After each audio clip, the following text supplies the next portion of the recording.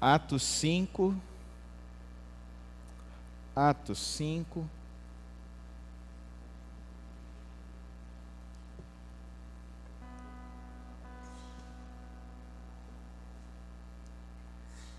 Vamos ler do verso 1 ao verso 11. Vamos ler a palavra do Senhor? Um homem chamado Ananias, com Safira, sua mulher, também vendeu uma propriedade. Ele reteve parte do dinheiro para si, sabendo disso, também sua mulher, e o restante levou e colocou aos pés dos apóstolos. Então perguntou Pedro: Ananias, como você permitiu que Satanás enchesse o seu coração ao ponto de você mentir ao Espírito Santo e guardar para si uma parte do dinheiro que recebeu pela propriedade? Ela não lhe pertencia, e depois de vendida, o dinheiro não estava em seu poder. O que o levou a pensar em fazer tal coisa? Você não mentiu aos homens, mas sim a Deus. Ouvindo isso, Ananias caiu morto. Grande temor apoderou-se de todos os que ouviram o que tinha acontecido. Então os moços vieram, envolveram o corpo, levaram-no para fora e o sepultaram. Cerca de 3 horas mais tarde, entrou sua mulher, sem saber o que tinha acontecido.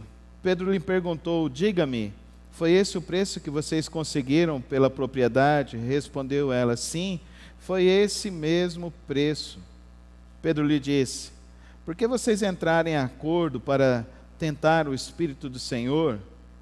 Veja, estão à porta os pés dos que sepultaram seu marido, e eles o levarão, e eles a levarão também. Naquele mesmo instante, ela caiu morta aos pés dele. Então os moços entraram e, encontrando-a morta, levaram-na e a sepultaram ao lado do seu marido. E grande temor apoderou-se de toda a igreja e de todos os que ouviram falar desses acontecimentos. Senhor, dá-nos graça, força e luz para compreendermos Tua palavra e vivermos a Tua palavra. Ajuda-nos, ó Deus, a entender os Teus propósitos, a Tua vontade, o Teu querer sobre nossas vidas nesta manhã. Ajuda-nos, ó Deus, com o coração, que o Teu Espírito fale aos nossos corações, às nossas mentes, limpando de nós, ó Deus, aquilo que nos impede de ter uma intimidade maior, uma confiança maior em Ti. Rogamos assim, no precioso nome de Cristo Jesus. Amém. Entendendo o contexto de que aconteceu um episódio anterior, onde levantou-se um homem que foi, vendeu uma propriedade e entregou também todo o dinheiro que ele vendeu para a igreja, para aquela reunião, e Deus abençoou esse homem foi reconhecido, Barnabé, homem de dores, e depois ele vai aparecer daqui a alguns capítulos novamente. Nós vamos acompanhar esse personagem que faz parte de boa parte das histórias aqui do livro de Atos. E agora surge então este momento, onde este casal vende uma propriedade e chega lá e deposita uma parte do dinheiro. Eles deixam uma outra parte, a gente não sabe por quê, mas acontece esse episódio bem diferente nas Escrituras. O que acontece aqui de fato? Queridos, esse momento é importante que a gente possa resgatar algumas coisas que está acontecendo. É uma transição entre o Antigo Testamento, onde as pessoas seguiam a lei, e agora a formação de um grupo estabelecido na nova aliança em Cristo Jesus. Esse grupo que se reúne é um grupo então meio que miscigenado, aonde eles estão se baseando ainda nos preceitos do Antigo Testamento. E agora eles estão estabelecendo uma nova maneira de se viver agora com Cristo Jesus. Os apóstolos, aqueles que andaram com Cristo Jesus, então, eles estão adiante desse grupo, eles estão liderando a igreja, e então começam a surgir necessidades. Porque é assim que funciona em grupos. Os grupos começam a se reunir e eles começam a ter as suas necessidades. Como então se administram as necessidades em grupo? É impossível se realizar qualquer projeto sem dinheiro. Por isso que lá no Antigo Testamento, nós vemos que foi instituído o dízimo. E o dízimo foi instituído antes da lei. O dízimo foi instituído quando Moisés ainda não havia estabelecido a lei. O dízimo aconteceu quando Abraão, ele sai na sua peregrinação, ele encontra-se com o sacerdote Melquisedeque, e ele então oferta um dízimo a Melquisedeque. Uma parte dos seus ganhos, ele vai e entrega a Melquisedeque. A 10ª parte dos seus ganhos, ele vai e entrega a Melquisedeque.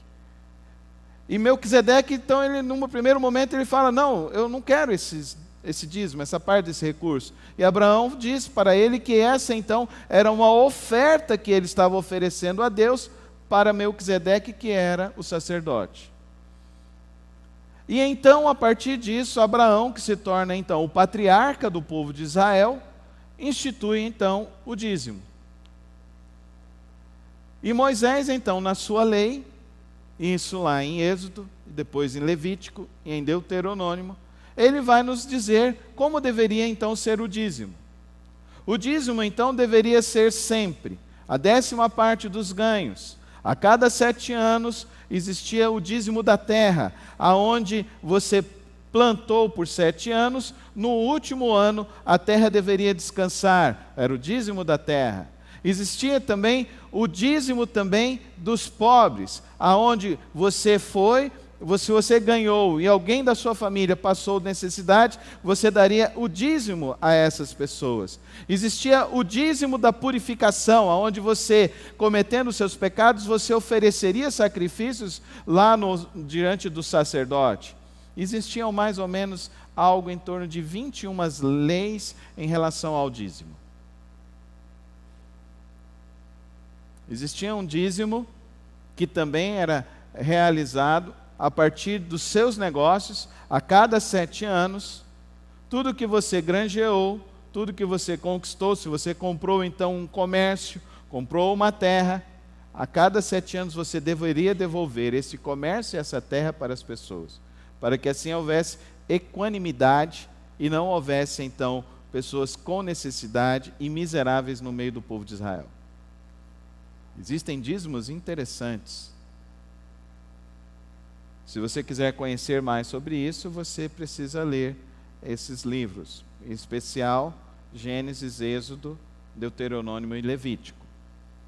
Nós estamos então agora nesse estabelecimento de um novo marco.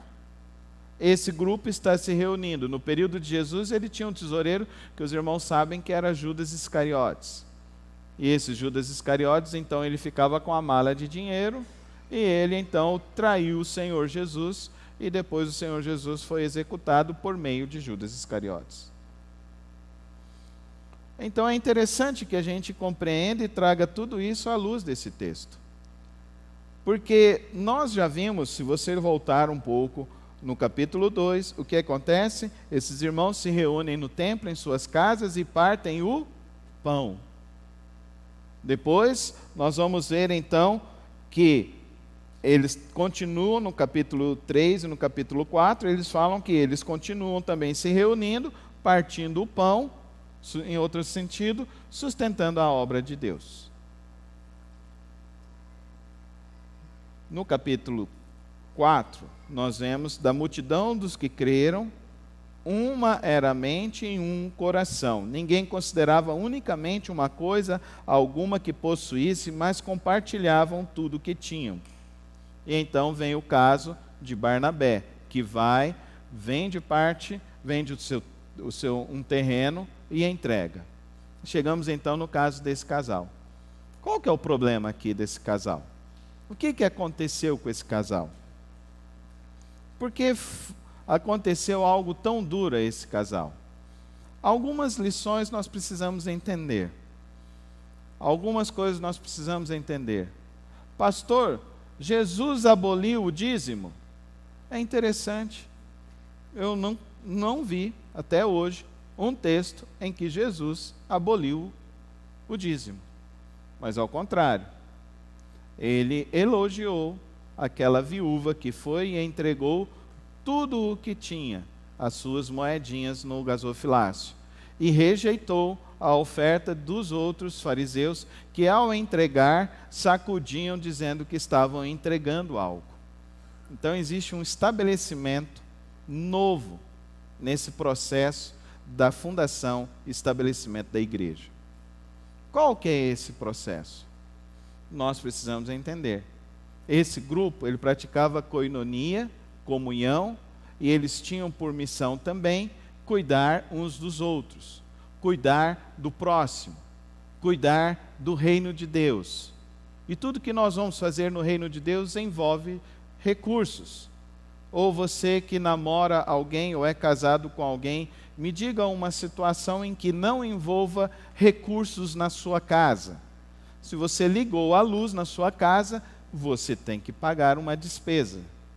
Correto? Sim ou não? Se você quer ajudar alguém, você vai ter que abrir mão de alguma coisa sua para poder ajudar uma outra pessoa. Sim ou não? Então, um grupo que se reúne em torno da palavra de Deus para praticar os preceitos da palavra de Deus, precisa então ter clareza de que a obra do Senhor também requer recursos. Então, pastor, Jesus aboliu o dízimo. Se ele não falou, então ele aboliu. Não, Jesus não é um fato assim. Nós não fazemos esse tipo de hermenêutica bíblica. Se Jesus não menciona isso, não quer dizer que ele está abolindo, como é o caso do sábado. Jesus, ele aboliu os dias. No caso do sábado, ele diz que nós devemos fazer agora tudo o que nós vamos fazer, devemos fazer para o Senhor, o nosso Deus. E Jesus também diz que devemos então buscar primeiro o que, irmãos? O reino de Deus. Buscando o reino de Deus, as demais coisas nos serão acrescentadas. E no contexto em que ele diz isso, ele fala de que ninguém se vestiu como os lírios do campo. Ninguém teve roupa como igual àquela. Ninguém sustenta os pássaros. E os pássaros não acumulam. Mas Deus dá toda a provisão para eles. Tudo isso nesse texto para que a gente possa compreender então o que está acontecendo. A gente não sabe se esse terreno foi doado para a igreja, para os apóstolos, para que esse terreno fosse usado, vendido e usado o recurso para a obra do Senhor. O texto não nos esclarece isso. Mas nós podemos imaginar isso. Que o problema aqui de Ananias e Safira se chama Existe um termo muito antigo que fala assim, uma expressão que os mais antigos vão se lembrar. Por fora, bela viola, por dentro, pão bolorento. Então, a expressão da hipocrisia, da falsidade. Querido irmão, então, nesse aspecto, o grande problema de Ananias e Safira é querer parecer algo que não condiz com o que eles vivem. Então, dentro desse sentido da falsidade, da dubiedade dessa prática que eles estão fazendo, nós precisamos então tirar algumas lições. Eu tiro algumas perguntas que me ajudam a tentar compreender o que está acontecendo no texto, para que eu possa então viver e começar a praticar o Evangelho de acordo à palavra de Deus. Então, algumas coisas eu tiro do texto, bem claro.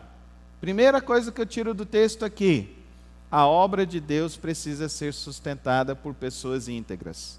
Diz isso comigo. A obra de Deus precisa ser sustentada por pessoas íntegras. Deus não quer dinheiro escuso. Deus não quer dinheiro escuso. Nós não queremos dinheiro de origem dúbia. Nós não queremos dinheiro e recursos que cheguem aqui para a igreja que venham de coisas ilícitas. Nós não queremos recursos que venham de práticas ruins. Nós queremos recursos que venham de pessoas íntegras, como Barnabé. Barnabé, homem cheio de fé. Nós queremos assim. A referência para sustentar a obra de Deus é que sejamos pessoas cheias de fé. Amém, irmãos? E por isso, ser uma pessoa cheia de fé, segundo a palavra de Deus, os exemplos que nós temos na palavra de Deus, são pessoas que tiram dos seus proventos, tiram as suas primícias para entregar para a obra do Senhor. Foi assim que Adão foi lá, foi assim que Abel foi lá e entregou ao Senhor, foi assim que Abraão foi e entregou ao Senhor, foi assim que o povo de Israel fez ao sair do Egito com a promessa de que seriam libertos, foi assim também que Abraão foi ao entregar Isaque, o seu filho, foi assim também que Moisés fez ao entrar na terra, ao cruzar o mar, a experimentar da graça e da bondade de Deus. Foi assim também que quando Neemias inaugurou o templo, ele fez um grande ato de consagração ao Senhor e de entrega ao Senhor. Foi assim também que Davi fez, quando ele trouxe a arca do templo, ele instituiu um grande momento de entrega ao Senhor, das coisas boas que Deus tem feito por ele. Por isso que para mim, como pastor, como um líder religioso, como um cristão, como um homem de fé, como um homem que vive da palavra de Deus há mais de 20 anos e se dedica ao Senhor, e que entende a importância e a necessidade de que nós saibamos reconhecer que toda boa dádiva vem do Senhor, amém, irmãos? Toda boa dádiva, tudo que entra na minha casa vem do Senhor, vem das mãos do Todo-Poderoso. Ele que traz o recurso para me sustentar, sustentar minha família, sustentar a obra do Senhor. E por isso, se Ele derrama sobre a minha vida, eu quero oferecer para Ele o meu melhor. E o meu melhor significa, eu já tiro daquilo que Ele está me dando, eu já tiro a 10ª parte e já entrego a Ele, como prova de fé, como vida de fé, como dedicação ao Senhor, para que a obra de Deus avance cada vez mais. Porque a obra de Deus se sustenta através de pessoas íntegras. Repita comigo. A obra de Deus se sustenta através de pessoas íntegras. E integridade na palavra de Deus é algo muito sério. Integridade na palavra de Deus significa a régua que se mede. A régua que se mede. Integridade significa o seguinte: a regra que eu quero viver e que eu quero mostrar para as pessoas é a regra que eu preciso viver. Esse é o problema de Ananias e Safira. Eles queriam aparecer algo que eles não viviam. Eles queriam demonstrar que eram cheios de fé, mas mentiam ao levar os seus recursos à casa do Senhor. O texto também nos revela algo muito importante sobre essa questão financeira. Porque tem pessoas que hoje em dia acham assim: pastor, o dízimo é para o próximo. Observe bem, eles vão entregar isso aqui aonde, irmãos? Aonde, irmãos? Na igreja. Não tinha templo ainda. Mas era a reunião do povo de Deus. Então, eu e você precisamos entender isso, à luz da palavra de Deus. Não é a luz do homem, é a luz da palavra de Deus. Malaquias 3,10, nós lemos aqui na igreja. Trazei todo o dízimo aonde, irmãos? Fala com fé comigo, não fala com medo, não. Não seja Ananias e Safira, seja Barnabé. Fala com fé. Trazei todo o dízimo aonde? Nós não entendemos que aqui é o local onde nós dizemos que aqui é a casa de Deus? Sim ou não? Se é, então é aqui que dedicamos. E nós queremos ser generosos. Nós queremos contribuir. Nós queremos ajudar. Nossa igreja ajuda pessoas. Hoje nós temos mais de 12 famílias que nós estamos apoiando. A nossa igreja apoia missionários. Nós temos mais de 6 missionários que nós temos compromisso financeiro com eles. Nós temos os trabalhos que essa igreja realiza, através de seus ministérios, através da obra do Senhor. Ananias e Safira, eles vendem o recurso, vão lá e entregam aos pés do Senhor. Então, quando você ficar ouvindo esses teólogos de internet, toma cuidado com esses caras, porque esses caras não têm compromisso com o reino, com a obra do Senhor. Toma cuidado com quem você ouve e aquele que você quer seguir, com a base que você tem, a base que você quer se sustentar a sua vida. Tem base bíblica, tem base que se sustenta. A segunda lição que nós precisamos é entender: a obra de Deus engasguei. A obra de Deus se mantém por meio de uma igreja local. Diz isso comigo. A obra de Deus se mantém por meio de uma igreja local. Essa igreja tem endereço. Tem endereço. Essa igreja tem horário de reunião. Essa igreja tem pastores que são conhecidos na comunidade e são reconhecidos pela sua comunidade. Então, quem ficar falando para você, não, eu tenho que dar o meu dízimo para o meu irmão, não, isso não é bíblico. Isso não é bíblico. A palavra de Deus está nos instruindo aqui, queridos irmãos, que na prática da vida cristã, na esperança que nós temos de ver a obra de Deus crescendo e se evoluindo, e atingindo os 4 cantos desta terra, e fazendo com que a obra de Deus seja a possibilidade de levar a salvação, a pregação verdadeira do Evangelho às pessoas, se faz por meio de uma igreja local, de uma comunidade de fé. E aqui nos traz uma outra realidade. Essa realidade hoje que muitas pessoas ficam falando, não, eu posso ser crente, mas eu não preciso estar na igreja. Aonde está isso na Bíblia? Me prove. Aonde que está isso na palavra de Deus? Sendo que a igreja primitiva se reunia regularmente, com horário regular, com liderança reconhecida, com pessoas que assumiam a responsabilidade de pegar esses recursos e administrar esses recursos para que o reino de Deus avançasse. Me explica isso. Outra questão também que é muito importante que a gente saiba: tudo que nós estamos fazendo no reino de Deus, o Espírito Santo sabe o que estamos fazendo. Diz isso comigo. O Espírito Santo sabe o que estamos fazendo. Fala isso com fé agora.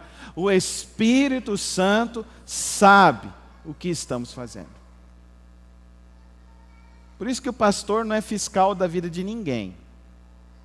Aqui na nossa igreja, eu achei interessante isso. Chegou um irmão e falou assim: pastor, eu estava entregando o meu dízimo lá, eu não colocava o nome não, porque eu não gosto de ser identificado. Eu falei, tudo bem, irmão, fica à vontade.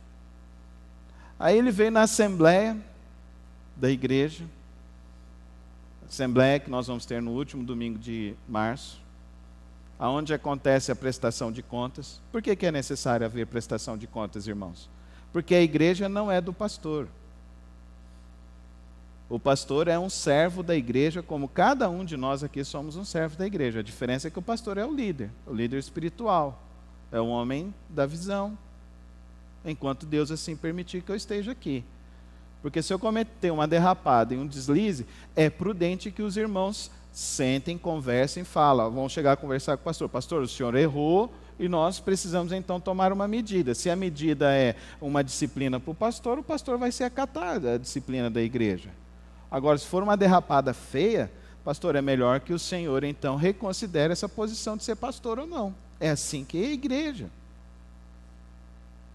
A igreja não é dos homens. Diz isso comigo, a igreja não é dos homens. A igreja é santa. Fala com fé. A igreja é santa. Ela é de Jesus. Fala isso comigo. A igreja é santa. Ela é de Jesus. Nós somos apenas servos. Nós somos servos da igreja. Nós somos servos de Jesus. Por isso que nós precisamos considerar mais um aspecto desse texto. E para mim é um aspecto muito importante. Se o Espírito Santo sabe, e se a igreja é de Jesus, então eu preciso entender que eu preciso aprender a ter alegria em sustentar a obra do Senhor. Porque o Espírito Santo nos dá a alegria que vem do céu. Amém, irmãos? Ele nos dá essa alegria do céu. Nessa manhã, eu estou tentando ilustrar e esclarecer para os irmãos algumas coisas muito tristes que têm acontecido em nossa época. Por causa de pessoas inescrupulosas, por causa de realidades extremamente perversas que acontecem no meio religioso. E é importante que eu e você saibamos explicar a razão da nossa fé. E saibamos compreender, então, essas realidades. A obra de Deus, ela se sustenta por meio de pessoas íntegras. É importante que nós saibamos entender que o reino de Deus é realizado por meio de uma igreja local. E é muito importante que nós saibamos entender isso.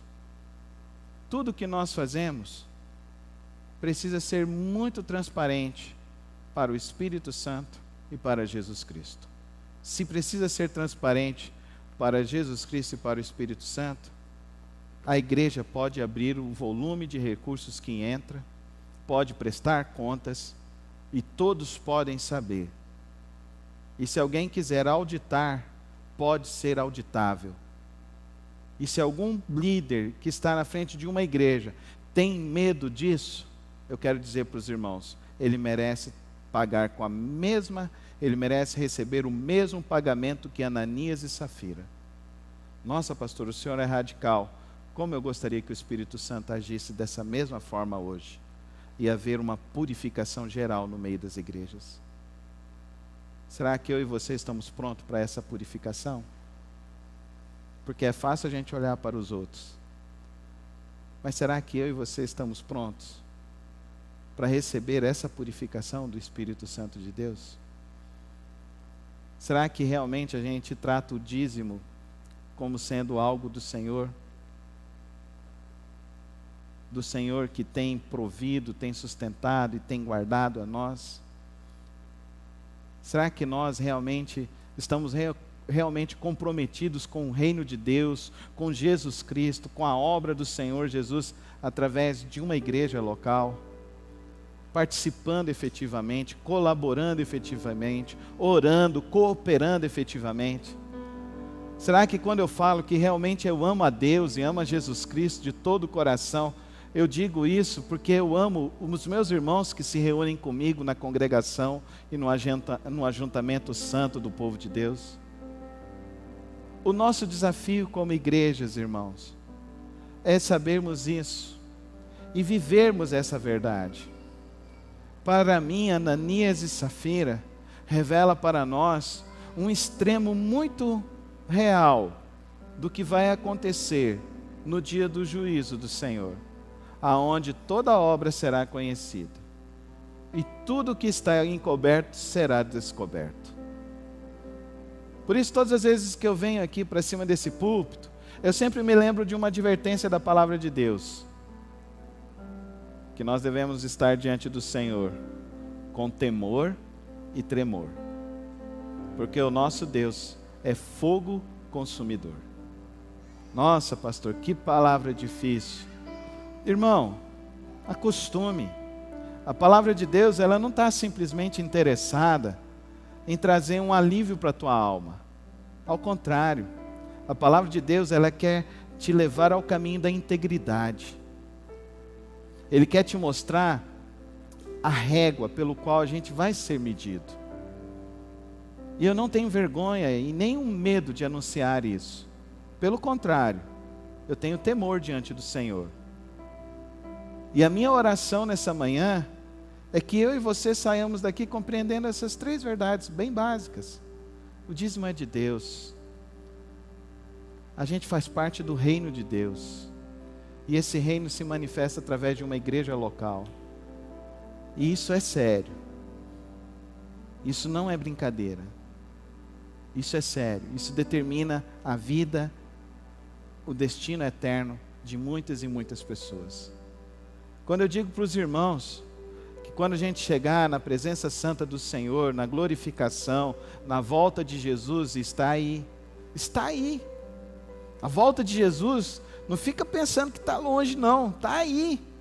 Olha o que está acontecendo no mundo. Esse negócio do coronavírus, na hora que eu vi lá os negócios, chegou as portarias para mim, eu olhei, eu li, eu virei e falei assim: Maranata, ó, vem Senhor Jesus, vem logo, porque precisamos do Senhor, eu quero estar na glória com o Senhor, eu quero andar com o Senhor. Na mesma hora o Senhor Jesus falou para mim assim, sabe o que Jesus falou para mim assim?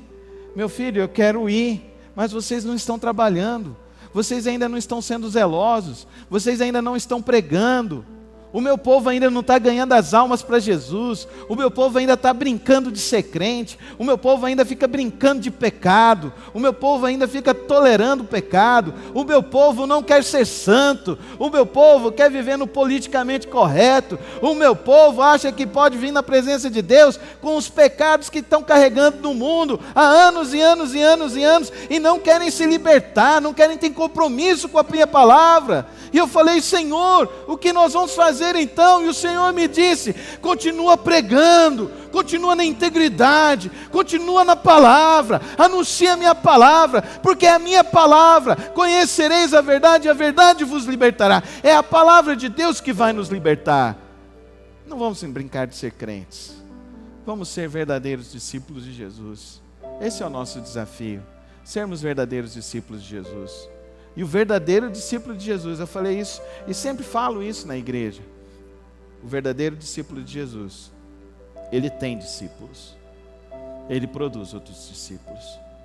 Então é hora de eu e você não sermos Ananias e Safiras, mas sermos como Barnabé, homens cheios de fé, homens e mulheres cheios de fé. Feche os seus olhos, coloca a sua vida agora diante do Senhor. Ora ao Senhor e confia no Senhor. Faz um concerto hoje com Cristo. Se você já viveu crendo nessas coisas, peça perdão a Deus hoje. Se o seu compromisso tem sido parcial com Jesus, com o reino de Deus, livre-se disso hoje.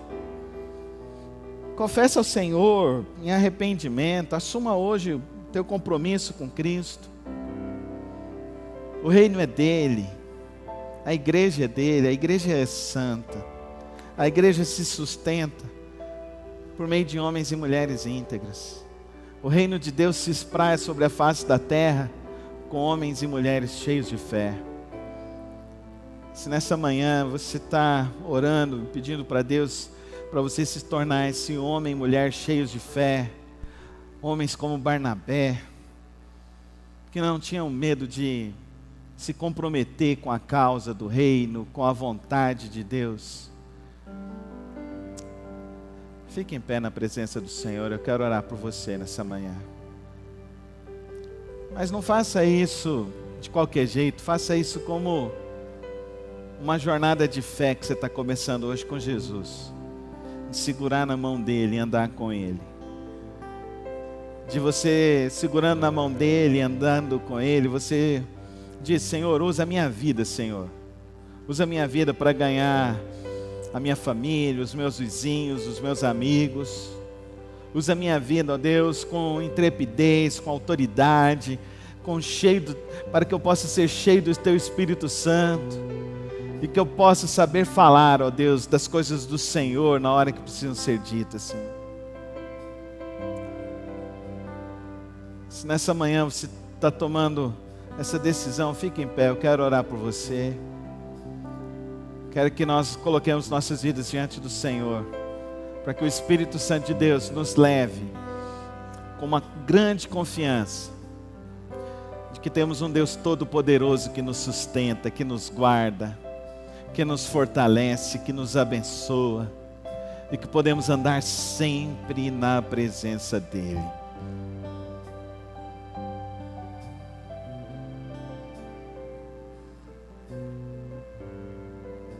Na Tua presença, ó Deus, estamos. E Pai, na Tua presença eu clamo, Senhor, por nossas vidas. Para que o Senhor, ó Deus, nos coloque a viver, ó Deus, uma vida com integridade, uma vida com fé, uma vida com compromisso ao Teu reino, à Tua causa. A entender, ó Deus, da grandiosidade do Teu reino, da imperiosidade, ó Deus, que temos na missão de evangelizar, Senhor. Nessa necessidade, nesse compromisso que precisa ser verdadeiro contigo, Senhor. Não permita, ó Deus, que o espírito de Ananias e Safira paire sobre nossas vidas, Senhor. Dá-nos do entendimento, Senhor, de largarmos e lançarmos fora toda hipocrisia, toda incredulidade, toda falsidade, Senhor. E dá-nos, ó Deus, uma porção dobrada de fé, como Tu deste a Barnabé, Senhor, para sermos homens e mulheres cheios de fé do Senhor, ó Deus, e para falarmos com ousadia e vivermos com ousadia, na confiança de que o Senhor é Jeová Jireh, aquele que tudo provê, na confiança certa, ó Deus, de que o Senhor não nos abandona e não nos abandonará, Senhor. Toma as nossas vidas, Senhor, em Tuas mãos, Senhor, e enche-nos, ó Deus, com o Teu poder e a Tua graça, em nome de Jesus, em nome de Jesus.